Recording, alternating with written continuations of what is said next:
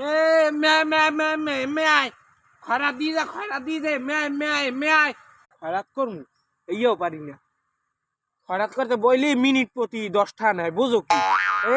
আলারা যে জিম্মে জানো সাদা সোদা মধ্যে দিয়ে চান্দা লড়া লক্ষ্মীতে কয় নাকি বিনে টাকার ব্যবসা। আজকে মোর জায়গায় বইছি যে হালার ফালা খয়রাত নেতা আইবে আম গাছ উগলিয়ে পিডিও কত হইছে সোজা। খয়রাত করমু চান্দা দিতে পারবো না, চান্দা ছাড়া খয়রাত। ওকে ডাই স্মার্ট করে দে দেখি তো মানে স্মার্ট করে দিন না তাও বাগান বই হর